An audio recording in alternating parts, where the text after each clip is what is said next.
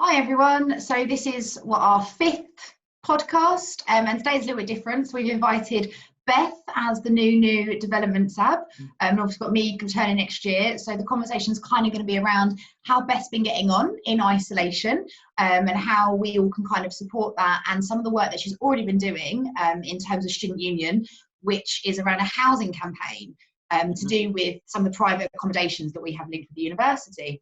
So Beth, I guess, do you want to start and kind of tell us how lockdown's been going and how you've been getting on? Yeah, so lockdown's been a massive change, I think, for everyone, to be honest. Carrying on as a student's been fun, but I have to say the university's been really good about that. I think workload hasn't changed that much. I personally have managed to complete all my essays, most of my essays. In regards to like savvy stuff, it's going to be a big change for all of us, I think. You guys are obviously now working remotely, which you are doing really well. And at the moment, we don't know whether the new subs are going to be coming in online or in person, which is going to be fun. But yeah, it's adapted well, though. I think everyone seems to have been taking up online lectures, and I've been on different conference calls with you guys, and it's been good. I think it's interesting to see how quickly everything could just shift online. I'm sure that wasn't an easy feat, but yeah, coped well. Well, I'm glad we made the transition look easy. It was on process. 2 weeks. Us and the university for the first maybe fortnight, 3 weeks at least were, I don't know, I can't even remember those weeks, to be honest. So doesn't that feel like a lifetime ago? I feel like we've been doing this for months. Yeah, no, it was 6 weeks Wednesday. On Wednesday, it was exactly 6 weeks. Wow. Yeah. I think it's just the danger of the unknown as well. You don't know when it's going to end or when it's going to stop or when we're going to go back to being face-to-face uni. So yeah, it's just about not knowing, as it's hard for a lot of students as well, I think. How do you feel, Beth, about like the idea that, because this is going to be a completely unprecedented SAB start. I don't think this is ever, I know it hasn't ever happened before. How do you feel about that? Because online, it won't be quite the same as how we've always done it. So how are you feeling about it? Honestly, like, it's new for everyone, and I'm not going to say I'm 100% sure it's going to go brilliantly, because everything has teething problems. It's exciting to see how it's going to work. I mean, I have found, so this is my fourth year at the uni, and compared to 4 years ago, more stuff was coming online anyway, and things like training potentially being online, everything like that. I think that's not actually a bad thing. More people will be able to access it, because last year we had a lot of people who couldn't make training, the societies and sports, so that'll be interesting. I think it will, face-to-face, not having face-to-face will pose problems, but it's easily overcome. And I think it'll be interesting to see how we do that. Yeah, I think there's part of me that's like really excited about it, in terms of a new team and stuff. Like, I think that there are so many opportunities. I've said this to you guys before when this all happened. I think, okay, it's different and it is unknown, but unknown is always an opportunity to try new stuff. And to engage with different groups and do things a bit differly. Well, you're losing 3 good sabs, so yeah. Yeah, exactly. What do you guys think? Sorry, Phil. I was just going to say, there is definitely things that we're doing that need to stay or is better than what we were doing beforehand. So there's always these things that in sort of awful situations, things do throw up, and actually we go, yeah, that's actually a lot better than what we were doing before. I think with the potential, if we spoke about online training, I think online training is definitely an area that could be better potentially than it was before, just because you'll have so many more people potentially able to access all of the different training materials and things like that. Whereas before you were relying on 100, 200, maybe even plus being in one room at one time, which is just not really that realistic. Also staff capacity as well, because it's no secret that we have a real issue with kind of capacity and stuff in the union, due to funding, yay. But I think that by going online, it kind of eliminates a lot of that, because it can be 1, 2 or 3 people that do something that's really broad. Whereas if you're trying to get everyone in one room, last year me and Chloe were just running around like headless chickens, trying to make sure everyone was in the right places and get all these people together and stuff. Whereas now it's like we can do it from our homes, put it online, and we know it's there. Yeah. And people can access it whenever they want as well, because it just remains usable. I know the slides and things where you and Chloe put slides and things up, but it's not the same as sort of a more video interactive type thing that you can put there and people can access. Yeah. No, for sure. I think as well, like with training, because a lot of the positions crossed over timings. So as a president, I had to do one training, but I would have loved to have been in the wellbeing training, for example. So it means that, well, actually everyone can attend the wellbeing. Everyone, if they want to, can attend the charity talks for the training. So I think that's going to be a really good thing. And also, if someone came to you who's not in a society of sport and said, I want to put together a charity event, here's the training. It's, easy to do. And later in the year, that's something we can look at. And the thing is, that was always the dream last year, but I think because we were working in a very different world, it was never like something that me and Chloe could sit down and do. We just delivered it in person because it was easier almost. Whereas this time round, this is the whole way that we work, so it'll be really easy to get all of that stuff together. And our execs have been really good. Beth, I know you're on the execs anyway. The execs been really good in like letting us know, me and Chloe, what they want. And I'm sure that Beth, when you come in, that you will have that knowledge anyway, because you're in societies and you know what's going on, you know what people need. It's quite helpful. I think as well, like me and you, Becky, were so worried about how sports and societies would interact as well, because that's the first time really sports and societies have properly like got in one room together and actually like spoken to each other. So I think we were so focused on that, but now we know sort of what worked and what didn't. That we know what to include this time around. It's, I guess actually that's the whole thing about the corona thing. Like before, it's very separate, isn't it? You have your sports, you have your societies, you have like your other groups and whatever else, and they kind of don't mix. Well, in this day and age, it's sort of all for one and one for all. Like we're all in this together, we've all got the same challenges now. So it kind of brings people together a lot more. Like sports and societies, they're both finding it difficult because they both can't do the things that they would normally be doing. So it's kind of brought them into one group, which is what we always wanted, Chloe, wasn't it? That was my whole manifesto point last year, and it's happened. Okay, global pandemic needed, but tick, Christchurch win. Well, at least, that's good. It's good. It was a really good idea that last year. That worked well. It's good to build a relationship. And I think I don't know what you guys think. Has it worked? I think sports teams are more aware. Like we did the joint exec night, and that was like new as well. We had no idea how that was going to go. You know, complete different personalities all sitting at one table. But I think perhaps that's sort of where you need to start. You need to get like the big personalities within sports and societies together, and then you're going to build those relationships from there, I think. I think it's good. I think it was really nice to see sports and societies doing joint charity events this year. I think that was a really cool thing to kind of. I think it was it was women's hockey, and was it LGBT? Was that who did the first one? It was LGBT, and that was just so good to see everyone involved. And I think it broke down some barriers, which was always the plan. Definitely. Nice. I think from a slightly more outsider point of view, because although I am a part of the sports team, I haven't really played for the last 2 years, and the social has been limited. It's definitely seen a bit of a change in terms of, I think Chloe's bang on with awareness of both sides.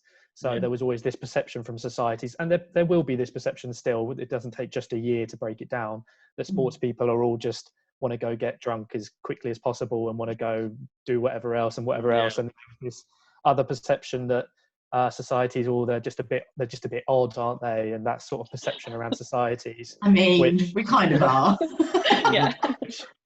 Which well, I mean, even if you are, it's not the reality for all. That's my point here, is that there are stereotypes, aren't there? Sports and societies, both separately, were painted with a very different collective brush, and I think it's made awareness that, you know what, people in sports actually appreciate different things, and people in societies actually appreciate different things. And that people in societies can like sports, and people in sports can like societies. No way. Shocking. I know. I think the society takeover nights help as well. I think it's on the Tuesday. I know a lot of sports team members are actually part of societies as well, so they really enjoy coming along, spend different time with different group of friends, and really enjoyed the Tuesday nights. I know, I've heard. So that's really it's good. like bringing it out into the open, isn't it? It's almost like providing that platform to allow, because that always existed. You always had sports people in societies and societies in sports and blah blah. But you never had that platform where they could mix with the two separately or together. Exactly. So it's been really nice to see. Like we had what was it? So we've got Dan White, who's on Dungeons and Dragons. He's like the social sector Dungeons and Dragons, and he's also on rugby. So we at one point had rugby people turning up to Society Takeover, and then they were going to Dungeons and Dragons, and it was just, you know, things that you wouldn't necessarily put together. Or esports is a prime example. Yeah. Esports is literally that bridging gap, I think, where it's sport, everyone enjoys, you know, FIFA and Mario and Smash Bros and whatever, but then they're in sport, and it's just this lovely crossover. I actually have a question. A question for Jamie and Phil. If you could have joined a society, what would you have joined? Ooh. Oh, good question. I don't know. It's a good question. I think esports would have been up there for me. Yeah, esports would have been up. Yeah. I'm not sure. Well, I'm not the best of gamers, so it wouldn't be that. The thing is, I think I'd give you two different answers. So if I was starting uni without having any of this experience, I think it would have probably been esports, because that's seen as like the most safe thing that's close to my character. But I think now, if I was going to redo it, I would just try other things like Dungeons and Dragons. Why not give it a try? Like that sort of. Okay. I think you went along to one, didn't you? I'm sure. I was going to say, do you remember when we went along to the tabletop games and stuff? Tabletop gaming was actually really good, wasn't it? Yeah. But it's that sort of thing that you hear tabletop gaming and go, right, what does that actually mean? Like, what are you doing? But then so your perception's obviously challenged once you go there. But I think that's actually something that societies may need to think about, is tabletop gaming such a broad thing. They may want to go, we need to break down what this actually means so people understand what they potentially want to join. Yeah, I guess it's societies aren't necessarily do what it says on the tin. Like even things that you think, you know, Harry Potter Society, they don't just sit around and watch Harry Potter films. They play Quidditch and they go to conventions and they dress up and they do so much other stuff. But because it's just called the Harry Potter Society, people will make assumptions of it. Exactly. So I think you're probably right, actually, Beth. That's something maybe for you to look at next year, about like defining what their aims and objectives are, and helping to promote that so that other people who wouldn't necessarily be involved in them in the past might do it. Yeah, absolutely. Like one idea I thought to try, don't know how this would work, is to have like almost a quiz that you do. So like, do you like singing or playing card games, and then it kind of whittles it down to different societies you could try. Because I think in freshers, if I'd have use my society show choir, I'd have been like, so like Glee, we're not Glee, we don't play Glee, but like that sort of thing. And tabletop society, I know the guy who started it up, and when he told me what it was, I was like, wait, what? That's not that. Wait, and then I finally understood it. So I think a bit more definition, and people don't want to go train for a website to try and find that. They want to be able to see quickly, what is it I want to join? And you do societies.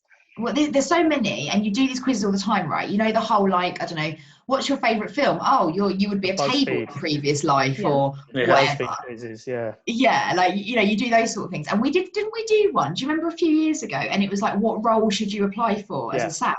And it was that. So it was quite an interactive thing that was cool. I think I did it. I think it was the year that I first, like the year before I ran. Yeah, it was our first campaign year, me, Chloe and Jamie.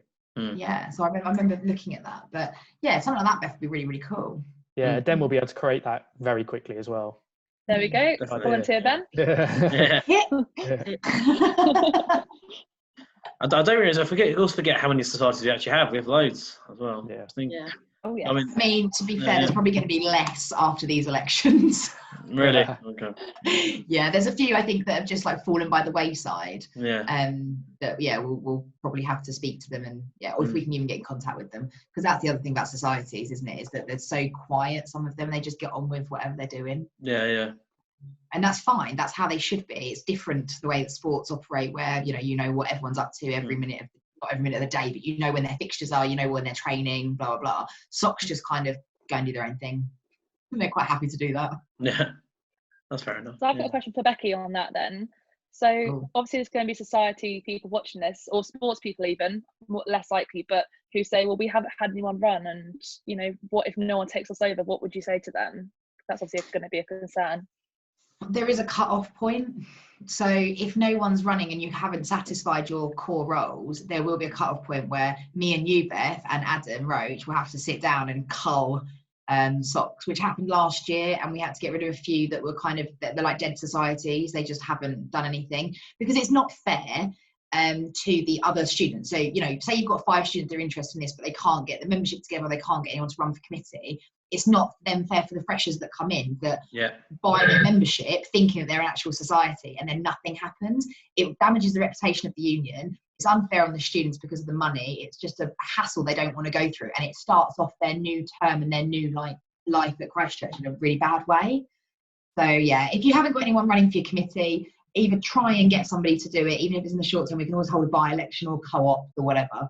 But yeah, if you want it to keep going, try and get the people together to do it. Otherwise, or refocus the society in general. So I don't know, there's probably a lot of crossover societies, and some are probably taking members from others. So could you really realign yourself and create it something else? well, we had that. There's a precedent for that. We had that a lot with so tabletop gaming is a really prime one. So we had tabletop gaming and card playing society, or whatever it was. It was called card society. Yeah. Right. Yeah. And what we did was contacted the two of them and went, well, look, you guys pretty much do the same thing. Like, you just do a little bit more and it's a bit vaguer. So let's merge you. And that worked really, really well. And I think we're in Medway for GK. It wasn't for Christchurch, but in Medway there's an esports society and an online gaming society, which for me, as a complete layperson, I'm like, well, that's the same thing, right?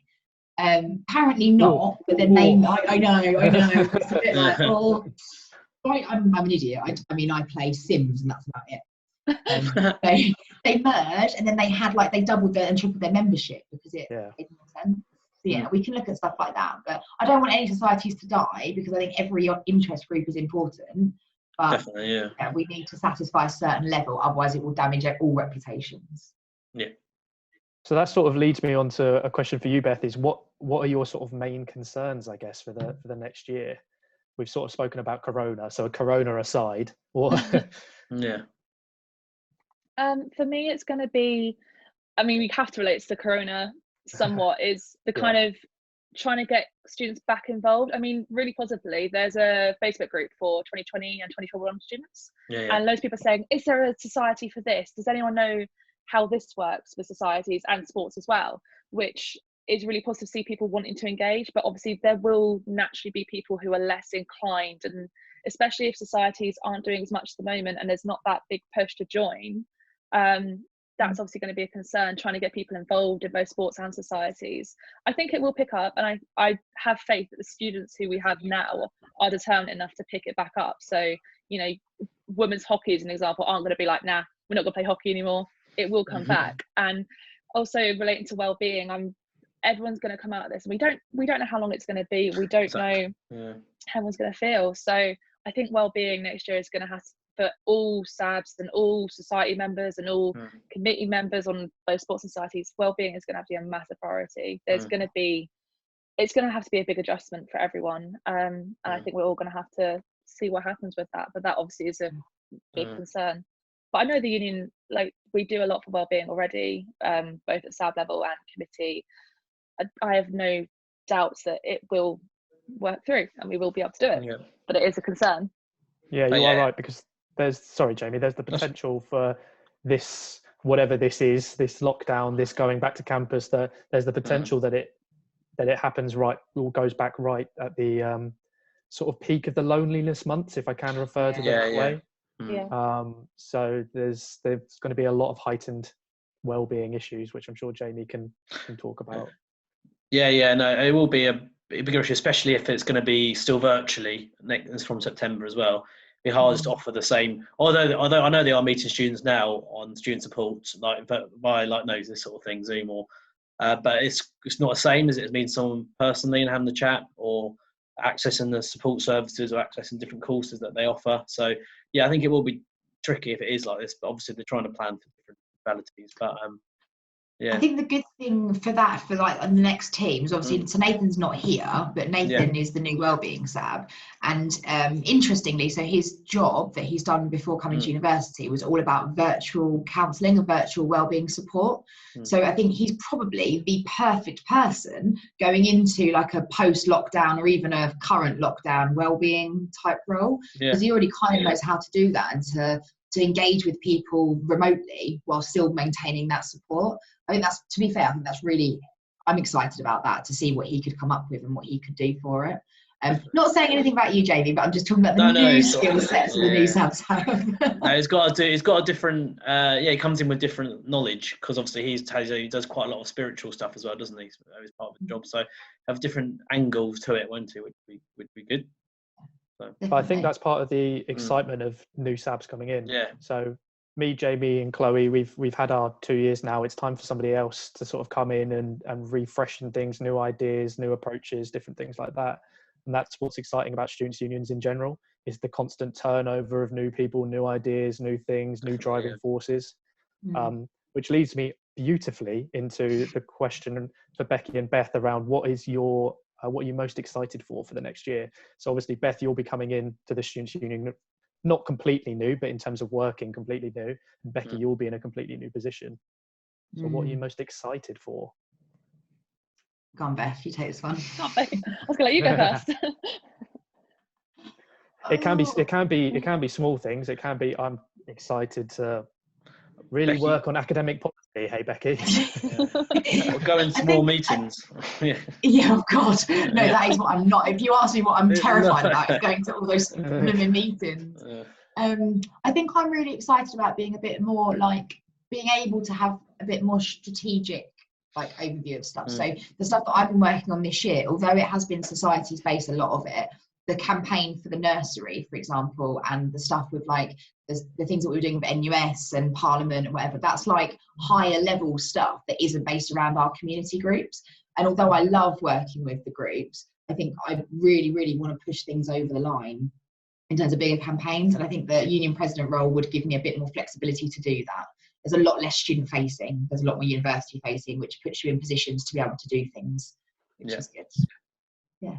Boring answer, but yay. Oh, good answer. I've got a more soppy answer. So for me, I'm really excited to work with the team that we've got. I think we're really we've got really different skill sets. So for Becky, for example, she's obviously been in the role. She's very activist, which is really fantastic. It's what we need. Whereas I'm more a person who's more like, okay, come on, bring Becky in.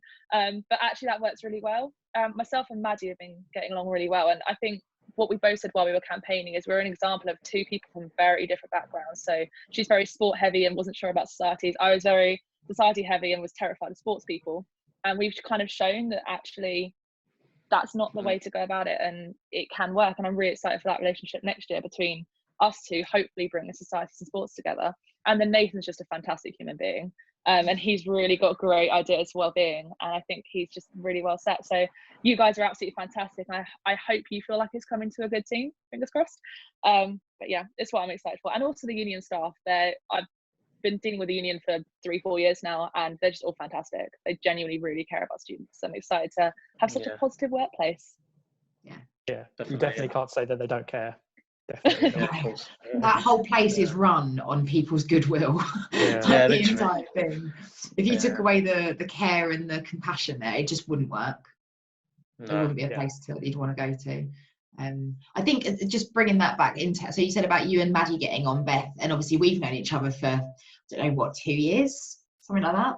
And I think that all of us, when we were campaigning, it was a really different dynamic. I think so last year, obviously, so it was me, Phil and Jamie, we ran together, right? And then Chloe, you were like separate, and then we all came together as a team. I think it was hard for me because you guys were all an existing team. So I almost had to fit into something like a dynamic that already existed, that you've been working with for a year. And I'm a very different character to my predecessor. So I think it was different for you guys to figure out how to work with me.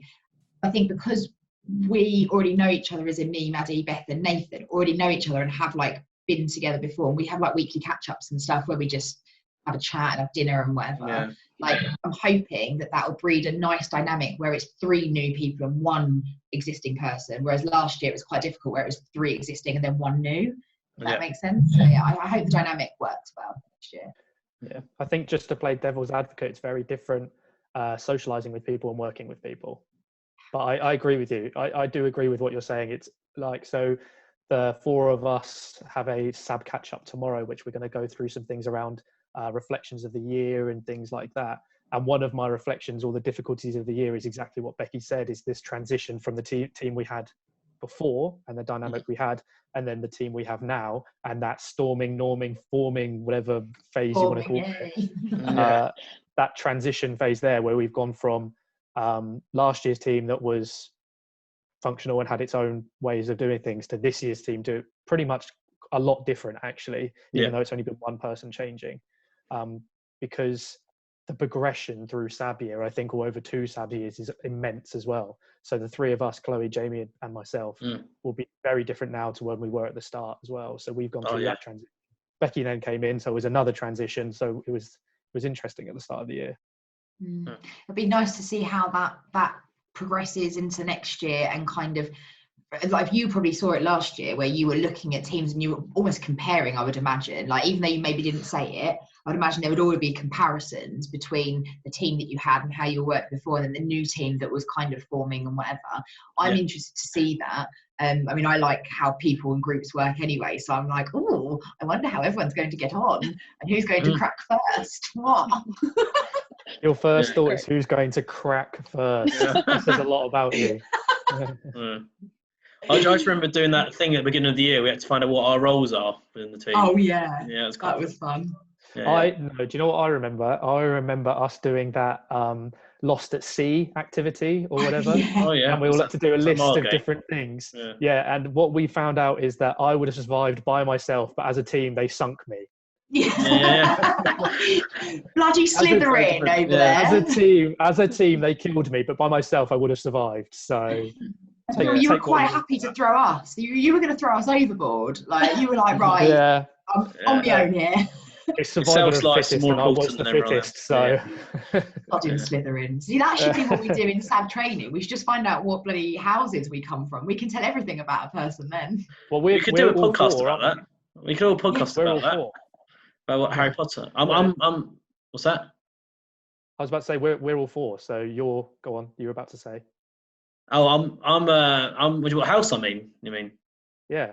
Oh yeah. Sorry, I'm Hufflepuff. I am. Yeah. And then I'm obviously Slytherin. Obviously. Yeah. Becky, you are. I can't remember what I was. Was I Ravenclaw? You were Ravenclaw. Yeah.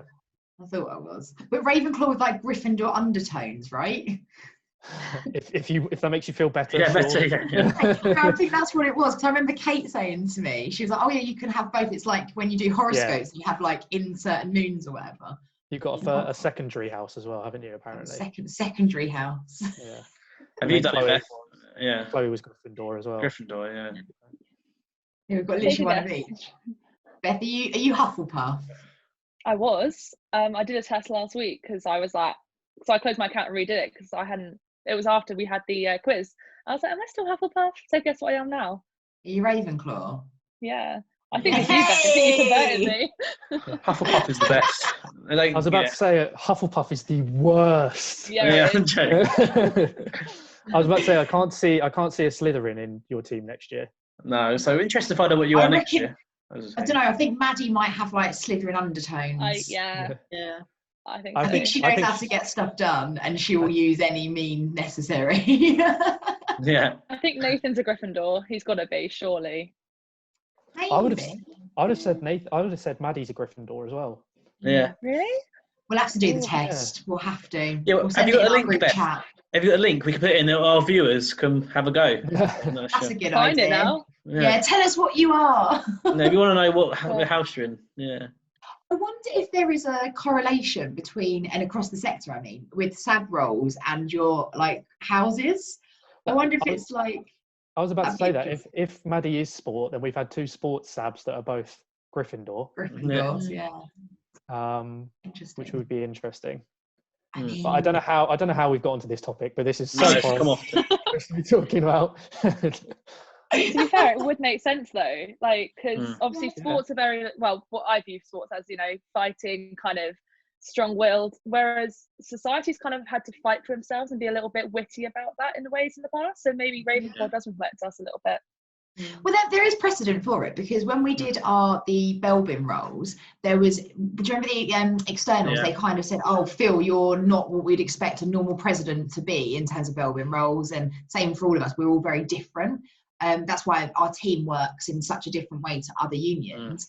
it would be interesting then to see across the sector with houses in exactly the same way of, okay, how many presidents are Slytherins? I would say quite a lot, to be honest with you. I don't know. It depends because so the reason I had a slightly weird bell bin compared to others is because that I'm not like some massive sort of activist. I'm more business focused and more that sort of thing, whereas many presidents are very much more activist-y, if you want to put it that way. So that's where I'm a little bit confused on whether that would still be Slytherin or whether that would be something else. It depends how they get there, because I guess it's not necessarily, the Belbin role is more about what you do. The houses are how you do it. So do you know what I mean? So you could still be the activist, but you would go about it in a Slytherin capacity. Whereas I don't really know to be fair, what is Ravenclaw? Because I'm not massively clued up on what the things are of them. Yeah. I know what Slytherin is, I know what Gryffindor is, but Hufflepuff and Ravenclaw I'm a bit. So Hufflepuff are kind of like the easygoing, kind of a little bit pushy over, not in a rude way to anyone who's Hufflepuff, but like they're kind of the happy, the nice people, undecisive people, undecisive as well. One thing. Can't make but usually very caring and understanding and that sort of thing. So well-being, yes. Pretty much in a nutshell, well-being, What's Ravenclaw? Much more academic. Yeah. It's much more academic and education focused, and a fact is a fact, and that sort of area.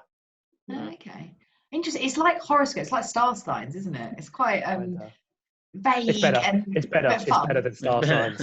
Is it? I mean, it's the same principle. Yeah, everyone can relate to it in some capacity, each one, can't they? So. Well, absolutely. Well, because look at all of us, we're all academic. We've all been to university. We've all done whatever. Like me and Beth have done a master's, you guys have done undergrads. Like we're all academic, so we could all potentially be Ravenclaws. I guess, like we say, it's just the way that you go about things, maybe. Yeah, and how you associate with yourself, I guess, because I wouldn't necessarily associate myself as an academic. I feel you're now, even more so now after your 2 SAB years. Me and Kate were talking about this the other day. We were talking about you guys in a lovely way, more about like where we think because I was looking at the questions that we're asking each other, and I was thinking about how you've grown even in the year that I've known you. And I think, so Phil, we were saying about you that when you talk about your degree, no one would ever put you doing that degree. We'd put you as doing something like business or accountancy or maybe even English literature or something like that, because the skills that you've got and that you use in the job are very academic. And the same way with both of you, like Chloe, I know that you did film and TV and stuff, and you are very creative, but I would have put you even the more creative side of things, like quite a public facing role, like PR type stuff and things like that. And it's interesting how academic you are without realizing that you are, I suppose. Yeah, again I suppose it's the way that you view yourself as well, I guess. It's not necessarily all about self-identity.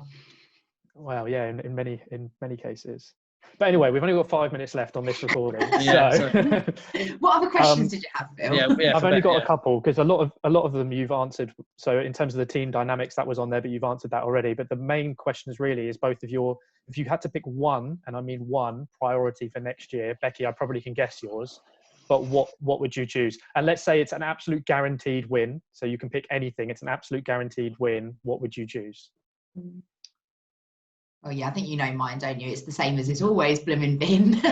What's that? We will get the nursery. Oh, yeah, that's how joking it is. That's cool. I think just to I mean, we all know this anyway as a team, but I guess because it's a podcast, letting other people know where we're at with it is probably a good option. So the nursery, the whole idea of nursery was to have an on-site nursery for Medway and Canterbury. Obviously, COVID has thrown a massive spanner into the works, and just when we were really starting to get somewhere with the uni, and we really were getting somewhere, like we were having positive conversations about it and stuff, now the financial situation and everything else has changed that. So we're now looking at an interim solution of working with externals to explore ways that we can give discounted places and things to students. So it's not the perfect dream that I had of having this nursery on site. We will get there. It will be on the agenda. But in the interim, we'll be able to support the most amount of students we can by offering discounted places. Yeah, just an update. Let everyone know. Yeah. And Beth? I think for me, so if I could have one win, it would be that every society, every sport, every club or whatever is fully inclusive. That's one thing that was on my manifesto, and I think we're pretty good, but there's a long way to go. There's always more you can do. And if I could say tomorrow that everything would be fully inclusive, and that whether that be for anyone with disabilities, both physical or whatever, or learning, that would be my dream. It's not going to be an easy battle, but that would be what I'd have, I think. Yeah. Nice. And then my only final question, which we can all chip in on, but it's obviously with Becky and Beth, is what's one personal outcome you want for the year? So I don't mean something that you achieve. I mean in terms of like something where you want, I don't know, your speech skills to develop, or you wanted leadership skills or something like that. What's one personal outcome you'd like from the year? And then also, I suppose, to Chloe and Jamie, is what's one personal outcome that has come from this year that you're potentially happy that you've achieved? Do you want to go, Beth? Yeah. So for me, I am finding my feet a lot more now. So I never used to be very activist, never used to speak out, and I finally recently spoken about something I actually really feel strongly for. So for me, I want to be able to raise my voice more. I'm a natural, like I've led before many times. I find myself as a leader, but never usually fighting. So that's something I really this year want to. Thanks, Becky. And it's I'm not gonna blow. Becky's inspired me to do that. So that's something that I really want to work with her to develop on. You're already there anyway. I think this job gives you a platform to do it. Like it really does. It provides you a platform to spread your wings a little bit and try things. And it's not as scary, because if you fall, you're not falling too far. You've got a team to pick you up. So this is the perfect role to learn that, I think. Mine's almost the opposite. Quick fire, minute and a half. Right, mine's the opposite. I want to learn to talk less in meetings, and I mean that in the best possible sense. That I want to learn active listening more for an agenda. So less about going in and just talking. Even if I know what I'm talking about, I want to learn to sit back and hear things properly to make better, more constructive decisions. Good. Chloe, Jamie, go. I'll go. So I've improved definitely my confidence, definitely improved. I've definitely learned to be more brave about making decisions, and definitely speaking up a lot more in meetings, which maybe I didn't do initially when I started at the beginning of the year. So the student voice is sort of there. Also understanding more about different student wellbeing needs, what they need, what they are, and what they need. Basically, yeah. Wonderful. Agree, Chloe. It's a small one, but public speaking. So at school, I was the kid that would hide under tables because I didn't want to do speaking and listening exams and stuff, to like hosting like sports fed to 500 students, which is mad. And I actually kind of enjoy public speaking now, which is really weird. So yeah. Yay! Yeah, massive improvement. Yeah. Right, we've got probably about 12 seconds left. So come on, Phil. One from you, please.